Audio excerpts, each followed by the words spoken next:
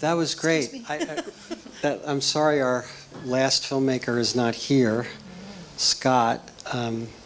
Did anybody notice that when he was working on his wood project, he was wearing eye protective wear? I noticed that. The ironies, the ironies. Well, congratulations to you all. Linda, you're sitting next to me, so we'll start with you. It's always interesting to find out how, why. I think it was, you live in Rochester? I do. I moved up to Rochester 11 years ago. 11 years ago. It's an inspired idea. And so how did you come to it? Serendipity, really. People have gone to Susan B. Anthony's grave and put their I voted stickers, but nothing to the degree that they did this year. And it's never, there's no invitations, there's no press release that goes out. It's all completely spontaneous. So 2 days before the election, I was on the Amtrak from New York City up to Rochester, and the Wi-Fi is probably notoriously terrible. Horrible. Yes. I finished my book, and I just, obviously the election was really close and kept thinking about that. So I started actually going through my phone on Facebook, reaching out to filmmakers in Rochester, going, I have this crazy idea. It's 2 days from now. It's probably in... You got the idea 2 days before? How fabulous. And so I started reaching out to all these filmmakers. There's a great community of filmmakers up there. And, pretty quickly everyone started jumping in saying, yes, yes, I want to be involved. I don't want to sit around election day worrying about what's going to happen. I want to do something creative. Had a lot of cinematographers. Yeah, so we ended up having 8 cinematographers and 8 producers and 3 still photographers and an incredible editor as well. And we really tag teamed in and out from 7:30 in the morning till 10:30 at night. So we would work in pairs, 1 producer, 1 shooter, and then obviously the film, the election didn't go. Were you there the whole time? No, I wasn't even there the whole time. I was there chunks of it, but I also happened to be teaching a documentary production class that semester, so I wasn't there for the whole thing. But then we obviously went back the next day when the election didn't go quite as most of the people there thought it was going to. Had you been before? Not on election day. I had been before. Frederick Douglass is also buried in that same cemetery. Wow. So there's, Rochester was at one point an incredibly progressive community. And there's a lot of pride still for Susan B. Anthony and for Frederick Douglass, who I think they're going to have a big 200th birthday celebration this February for him there. So I had been to the cemetery, but not for this. And now the election just happened again, and the city has their sandwich boards out there, so you can place your I voted sticker there, but they don't want people putting it on the headstone anymore. So even the next election, because of wear and tear and the adhesive can't be good, right? Yeah, yeah. Wow. So as a documentary filmmakers, you plan your films. You figure out in advance who you're going to interview, who's going to be in it, what's going to happen, and then you just have to wing it. You have really no idea. Once you get there, you just have to be flexible. I think that's the secret to good filmmaking. How many interviews were there in the end? There was tons. There was. A lot of people obviously said the same thing, and we told the producers that the one question everyone had to be asked is, why are you here? Not who are you voting for or anything like that, but kept trying to pull it back to Susan B. Anthony.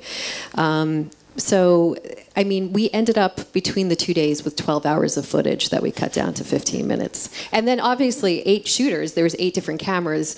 Sound was all over the place because sometimes it was camera mic, sometimes it was lav, sometimes someone had a boom. So it was, sound was a little crazy to work with in post as well.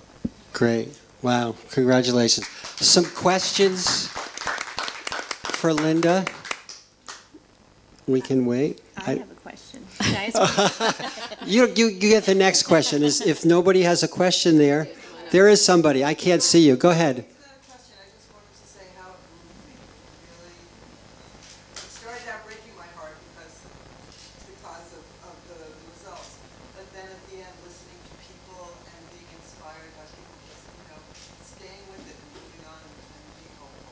Yeah, I cried in both films for two different reasons. Okay, I don't want to hold you back. Louise, go The ahead. idea that you do start out Use your microphone. that you do start out with an idea of where the film is going to go. Clearly, you probably thought Hillary was going to win. Yeah, I mean, I think it goes back to that being flexible. I think is probably flexibility and curiosity, I think, are the biggest two necessary traits for documentary filmmakers. And again, it's I remember staying up till 2 a.m. that night thinking about how am I going to explain this to my kids in the morning, let alone what's happening with the film. But then we had a conversation, some of us in the group the next morning, and said, you know what, people are still going to show up, and let's go back there and see what's happening. Yeah. Great, great. So for Do You Like Peacocks, we have the producer, director, editor, dishwasher, Mary Fields, and the executive producer, Louise Washer. I mean, I started crying right at the beginning. I'm getting teary right now thinking of it. It's just one of those subjects that we need more films that go for the joy. And I think you really did that. Tell us how this came about. I was trying to do a class assignment, and we were down in Alabama visiting Louise's sister, who teaches at the studio. And I was working on another concept completely, and her sister said, "Can I just..." A different film or another concept about that? A different class assignment. I was in a documentary film class, actually. And her sister, who is featured in the film, said, "Can I just run you by my studio so you can just see where I work?" And we're like, okay. And then, so I was... You never left. That's true. And so I started filming because actually the brother-in-law was the other assignment that got dropped immediately. And I started filming her taking us on a tour of her studio. And it was the easiest thing I'd ever done, turned in the assignment, and the professor said, "Now you're going to have to make this documentary." And I said, "Oh, are you kidding me?" And he's like, "Yep. If you don't make it, I will." So I said, okay, that's a lot of pressure. So but he did actually come back and helped with the story, because it was hard to craft a story around the studio, and I didn't think I needed one, but then you always do when you finally get down to the project. So he came and helped craft a story out of it, and that's that. Talk about that some more, because some of you are not filmmakers, and we go and we watch films, and hey, it's great. There's a beginning, a middle, and an end. We laugh, we cry, there's drama. There's more drama in the editing room than there is on the screen, because it's not friggin' working most of the time. Even the Academy Award winners are not working most of the time. So what were your challenges? Where did you see that things weren't coming together for you? I realized I was not Frederick Weissman. I think that's a compliment today. I love Fred. I love Fred. We all do. I love Fred. And so it just didn't unfold like a Frederick Weissman film. And then I didn't want it to be a promo. I didn't want it to be like, oh, here's the studio and now give money. I didn't want it to have that feel to it, because I think there's too much of that, and audiences get really tired of feeling like at the end they're being asked to give. And I didn't want that film to be about it. It was more to inspire others to say, hey, wow, that woman figured out a new business model. You know, the sky's the limit for anything. And that was really the overall point to the film. But in terms That's of interesting because I didn't see it as a business model or a business film at all. I saw it as pure empowerment, and that somebody was able to do something with these people who you wouldn't think would be remarkable, and there they were, every one remarkable. And Aren't they? she managed to keep it afloat. So the business part for me never even occurred to me until you said that. And it was a strong female protagonist that I thought was inspiring in terms of Isla Faye, 30 years creating this idea, and not until 5 years ago really realizing that she had made a difference in a community where these people would have been relegated to their parents' dens, watching TV. Or an institution. Or institutionalized. So, Louise, you're the executive producer. Executive producers usually are the people that help figure out how to fund the film. They do fundraising, they go out, they sometimes rein the filmmaker back in, but that's usually the producer's job. And those of us who are producers and directors, we're fighting with ourselves all the time, firing the director by the producer, even though it's one person. So tell us what your role in this film was. I was just a supportive, you got to go down there and do that, and we've got to go down there again, and no, we're going to stay for 10 days, and let's go back, and let's just hang out. There's something about that place. There is a super positive energy in there, and to me, that was what I hoped would come across in the film. And it does. The music was all a young guy whose mother works there. And he was at a crossroads in his life, and he was sitting in a back room playing the guitar while we were filming. And I was like, Mary Clay, there's an amazing musician in that room. You know, go find out who he is. And he ended up writing all the music for the film. And he was there because he said, there's something about this place I can create here. So there was something I would have magical. bought every one of those pieces. I mean, that's outsider art that could be worth, that could be shown on Park Avenue at the Outsider Art Fair every year.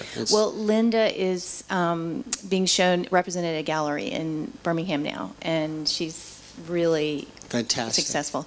If you are interested in the art, if you go to the Facebook page for Do You Like Peacocks, there is a link to the studio's website, and you can order stuff online. Question from, yes, ma'am. I'm going to show this one on Monday. I have several friends that I would like to have see this film.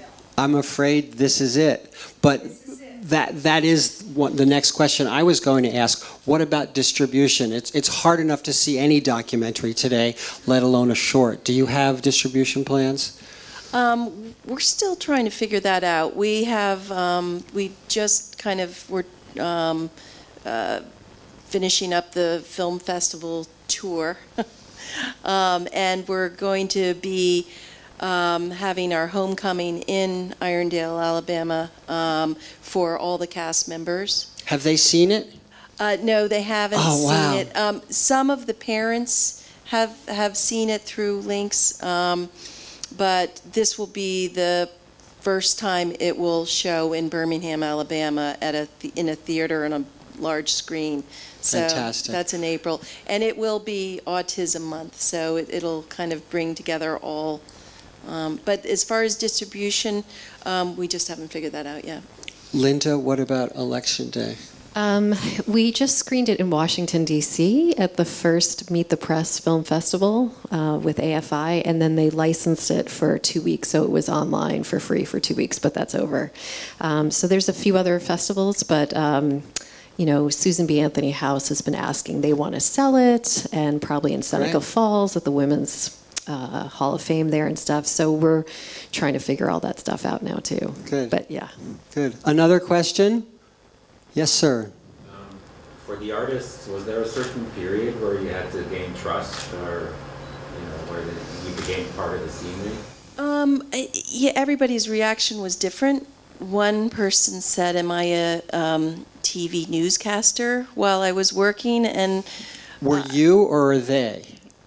He asked me if I was a Yeah, newscaster, okay. and I said no. But all of them. I think there were in the editing room. I of course didn't want to be in the film, but every time they were reacting to me in a normal setting, you can tell your cast members just ignore me. But in this setting, I couldn't mic them, and I was oftentimes talking to the cast members, like Michael kept on in that critical scene where he had to go through the ritual of saying goodbye to each person 3 times before he could actually exit. I was in it again. It didn't get in the way. I It thought didn't that get in was, the way, was and it perfectly kind of, I acceptable. think, it made it. Absolutely. It kind of made it. You feel were in it. authentic. Well, and I hear from my sister that some of them have probably forgotten entirely that we were there to make the film, but Inez asks how we all are, and she recently told my sister to wish me a happy birthday because she remembered my birthday is December 16th. So, you know, we made impressions that you don't even realize by being there. Well, congratulations to you all, and thank you for being here. Thank you. Thank you for coming. Spread the word. There are a lot of great films today, tomorrow, Sunday.